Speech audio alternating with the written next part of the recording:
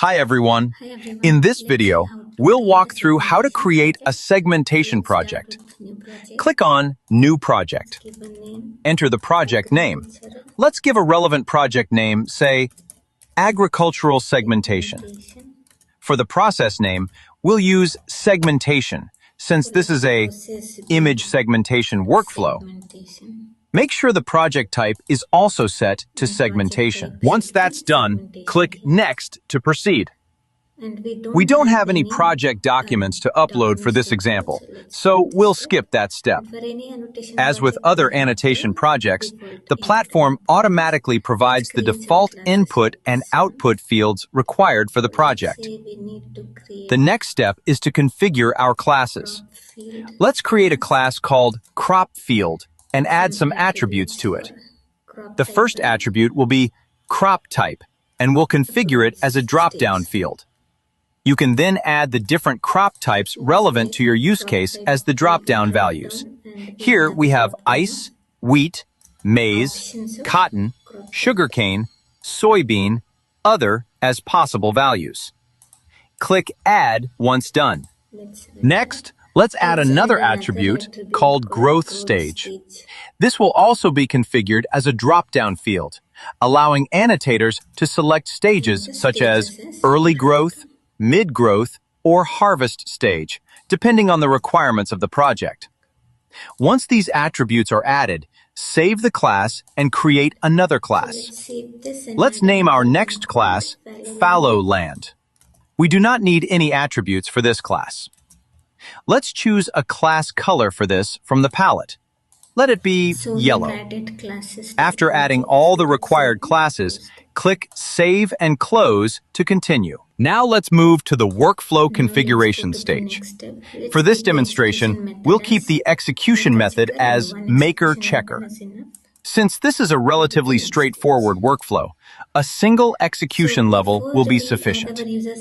Let us move on to the other steps. Let's review some segmentation advanced settings. Let's enable auto object detection. You'll also find the option to select which segmentation tools should be displayed on the task page. By default, all tools are available to annotators. We will keep instance segmentation as enabled. Once the settings are configured, we're ready to proceed with user assignment and data import. Let's now add users to the project. We'll assign a user to the default level. Now, let's move on to datasets. Create a new batch and give it a suitable name. For this example, we'll use Agri1 and keep the priority level set to 1. Next, import the images that will be used for segmentation. Select the files and upload, then import. Now let's navigate to the task page and take a look at the segmentation labeling interface. Open the Agricultural Segmentation project from the task page. Once the task loads, you'll notice that several tools are available to assist with segmentation. On the right-hand side, you'll find the Auto Object Detection tools, Bounding Box Detection, and Point Detection tool. You'll also find several manual annotation tools, such as Polygon, Bounding Box Brush, and Magic Wand. Below the tools, you'll see the classes that we configured.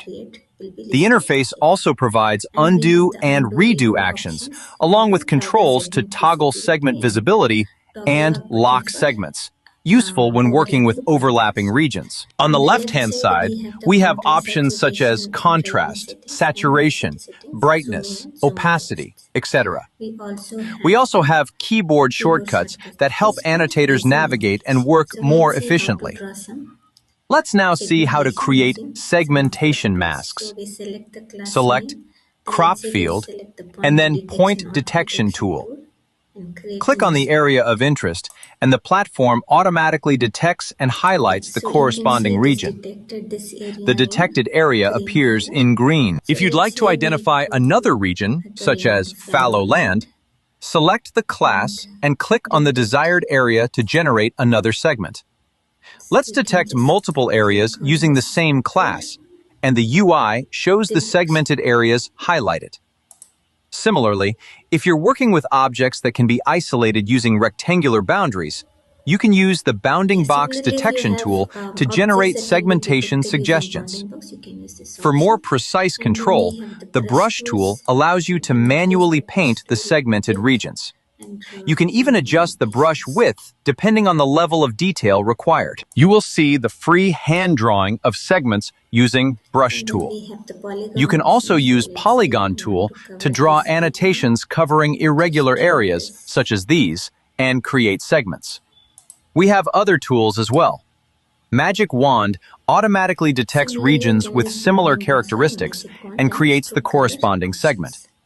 So These magic tools wand, provide you just annotators click with once the and it will flexibility to detect combine automatic this or suggestions G, with manual anything refinements, in. ensuring accurate and high-quality That's all for segmentation this video. results. Thank you.